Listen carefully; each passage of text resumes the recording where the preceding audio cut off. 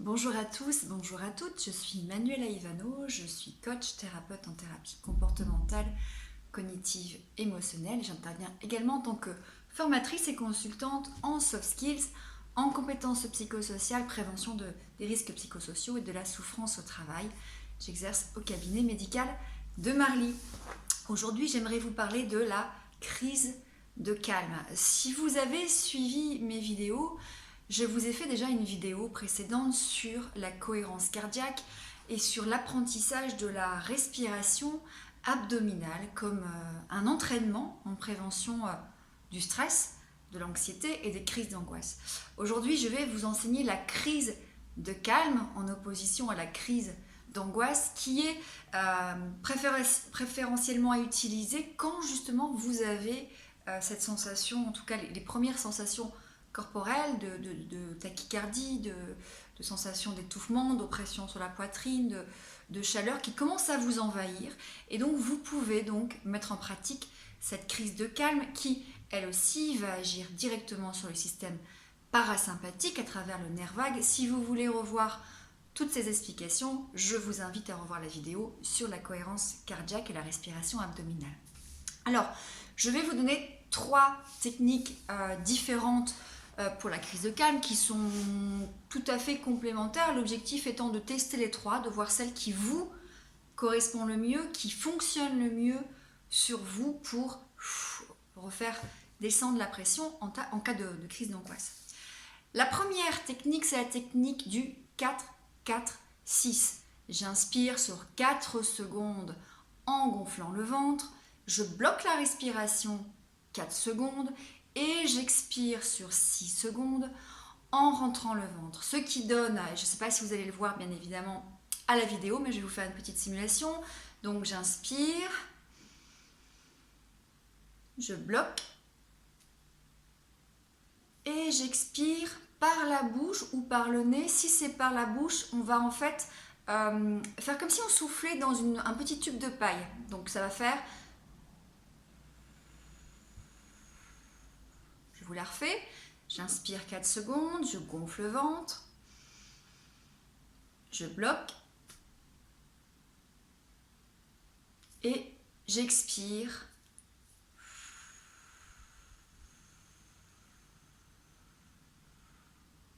Ça, c'est la technique du 4-4-6. Deuxième technique qui est très efficace, qui va aussi fonctionner le soir si vous souhaitez accompagner l'endormissement, c'est la technique du 4-7-8. On va expirer plus longtemps que l'on inspire. Alors ça, c'est fondamental dans les crises d'angoisse. Il faut expirer plus longtemps. Pourquoi ? Parce que quand on fait une crise d'angoisse, on part en hyperventilation qui va créer en fait un déséquilibre entre l'oxygène et le CO2 et le fait donc de... Alors souvent quand on a ces crises d'angoisse, on va plutôt avoir tendance à venir chercher de l'oxygène. On va faire... Et en fait, on vient accentuer le déséquilibre. Donc dans la crise d'angoisse, on va justement expirer plus longtemps que ce qu'on inspire. Donc le 4-7-8, c'est j'inspire sur 4 secondes, je bloque 7 secondes,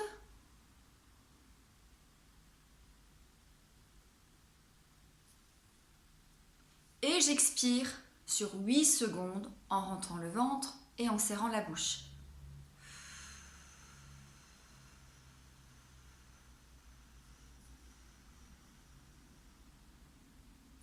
Ça peut paraître très long et parfois inconfortable de bloquer 7 secondes et d'expirer 8 secondes, mais vous verrez qu'avec l'entraînement, ça va devenir de plus en plus facile et puis vous allez voir que ça a un réel impact sur l'effet apaisant et décontractant sur le corps. Troisième technique, on va à nouveau inspirer sur 4 secondes, on va à nouveau bloquer 4 secondes et là on va souffler bruyamment, vraiment on va expulser l'air des poumons comme si vous étiez en train d'éternuer ou de vouloir vraiment expulser tout ce qu'il y a à l'intérieur de vous. Je vous montre en image. J'inspire sur 4 secondes. Je bloque 4 secondes. Et je vais Je vais vraiment souffler tout ce qu'il y a en fait, l'air, j'insuffle en fait j'expulse tout l'air des poumons, d'accord? Je refais une nouvelle fois cette technique. Donc j'inspire 4 secondes, je gonfle le ventre, je bloque 4 secondes et voilà. On peut même parfois s'aider, c'est un geste qui peut accompagner en fait le souffle, ça peut être voilà, comme si je voulais expulser tout ce qu'il y avait à l'intérieur de mes poumons. Testez ces 3 techniques qui sont plutôt efficaces, qu'on appelle la crise de calme parce qu'ils ont vraiment une action sur le système parasympathique. Moi, je recommande toujours de continuer l'entraînement en cohérence cardiaque. Pour moi, en tout cas, dans la façon dont j'accompagne les personnes avec la TCC, l'entraînement est la cohérence cardiaque est un entraînement.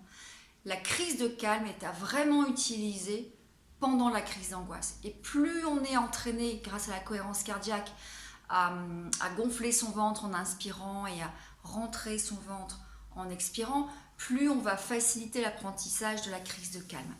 Voilà pour cette vidéo. Bien évidemment, vous pouvez vous faire accompagner d'un thérapeute qui va vérifier si vous avez ou pas une respiration inversée, qui va vous montrer quelques applications. Moi, je peux vous recommander Respirelax pour l'application de cohérence cardiaque.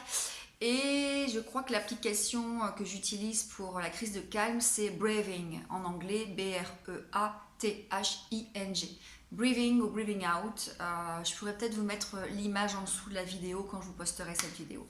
Voilà, prenez soin de vous, testez cela. N'oubliez pas que les angoisses, plus on lutte contre elles, plus elles s'accentuent, alors qu'il faut les accompagner avec toutes les techniques, qu'elles soient de la relaxation, de la respiration, de la pleine conscience, les techniques de thérapie cognitive et puis tout ce qui est lié au comportement anxieux, d'évitement, d'échappement. À très bientôt.